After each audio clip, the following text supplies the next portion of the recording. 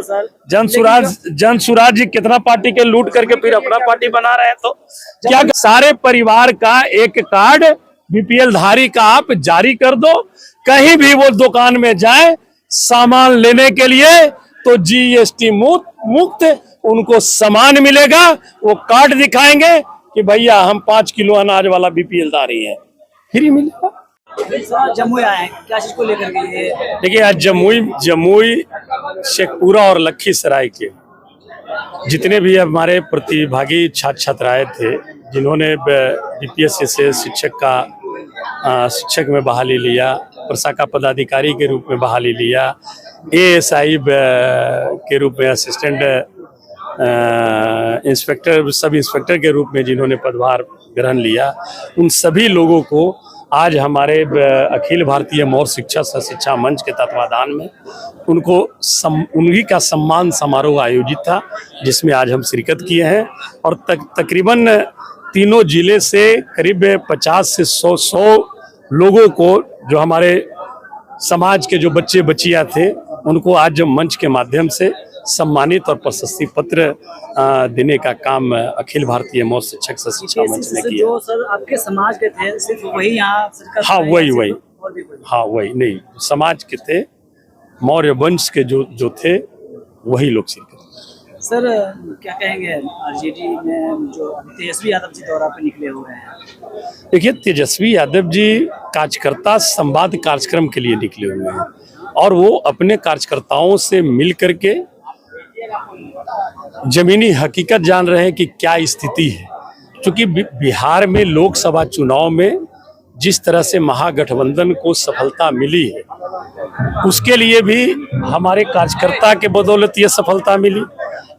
उसके लिए भी धन्यवाद भी देने का काम कर रहे हैं माननीय नेता, और लोगों से रूबरू भी हो रहे हैं कि कहां पर किस तरह की कहां पर चूक हुई है, कैसे उसको हम आने वाला समय में सुधारेंगे, इसके लिए भी राय मशवरा करने के लिए चित्तौड़गढ़ के नाम से जाने वाला क्षेत्र है सर आपका, वहाँ से आप जीत हासिल किए हैं। कहा जाता है कि वो राजपूत का गढ़ हुआ करता है, लेकिन आप पहला ऐसा जो है कि आप बने हैं वहाँ का सांसद। देखिए क्या कहा जाता था वो हमें पता नहीं है, चर्चा आपकी हुई थी सर। हाँ, तो क्या कहा जाता था उसे हमको तो नहीं जानकारी है, लेकिन ये हम जानते हैं जरूर कि वहाँ पर भी 90% का ही गढ़ है वो। अगर कोई कहते हैं कि किसी का गढ़ है तो मैं इस चीज को नहीं मानता हूँ।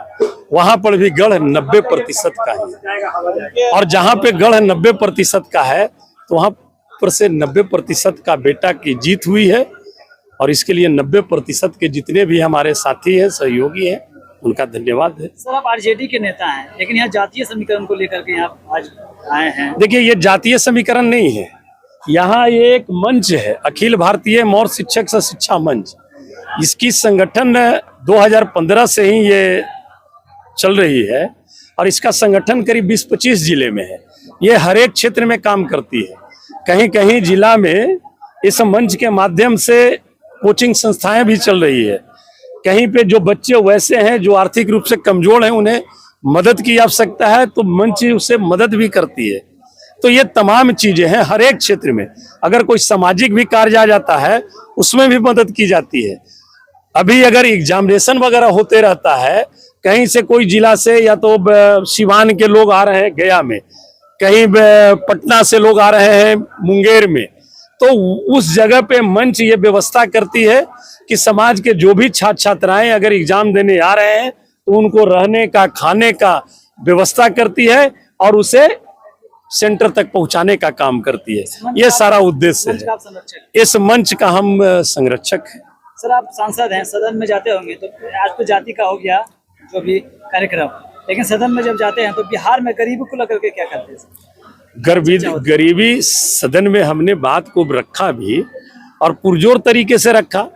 हमने कहा कि केंद्र सरकार ने इस बजटीय भाषण में सीतारमन जी ने कहा कि 75 से 80 करोड़ परिवार को हम 5 किलो अनाज फ्री में दे रहे हैं।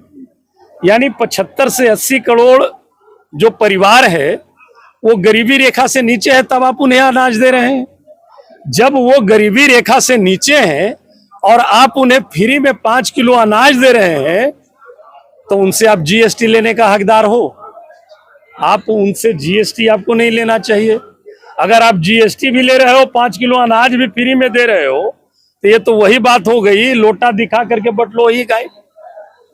आप अनाज दे रहे हो 30 रुपये किलो, पंती 1500 के, और अगर एक महीना में परिवार किसी चीज का, चाहे दूध हो, कपड़ा हो, मिठाई हो, किसी चीज की खरीदारी अगर वो 2000 का करता है तो 360 रुपया जीएसटी के माध्यम से ले रहे हो। तो ये किस तरह का सरकार गरीबी उन्मूलन का कार्यक्रम चला रही है?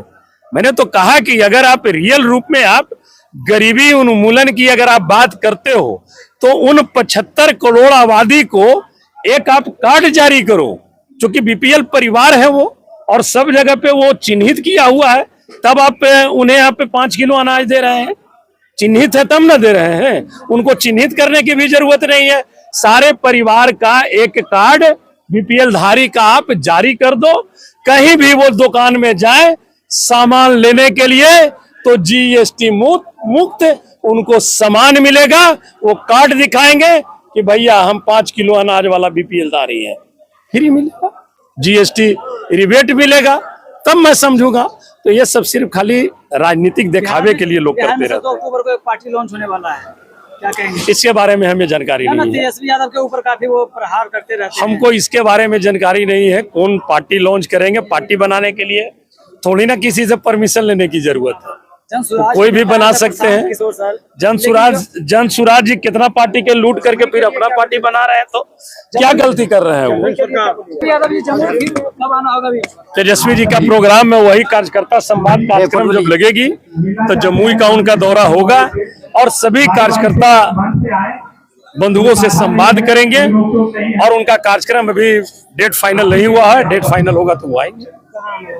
का एकता का आज बैठक था, लेकिन माननीय सांसद हमारे राष्ट्रीय जनता दल का है, और कुशवाहा समाज किसी के मुंह का मोहताज नहीं है पहचान का। इन मौज वंश का थे, जगदेव आओ शहीद थे। आज उसी बीच से आदरणीय हमारा माननीय सांसद अभय कुशवाहा जी निकले हैं, चित्तौड़गढ़ से आए हैं, वहाँ झंडा फहरा के आए हैं। हम राष्ट्रीय जनता दल का अध्यक्ष होते हुए मैं इस महावीर की धरती पर माननीय सांसद जी का हार्दिक स्वागत करता हूं, और जो भी हमारे कुशवाहा भाई समाज आए हैं, जो आदरणीय लालू जी की विचारधारा और तेजस्वी यादव जी की विकास में विश्वास करते हैं, मैं उनको बधाई देता हूं और इसी कार्यक्रम में आए।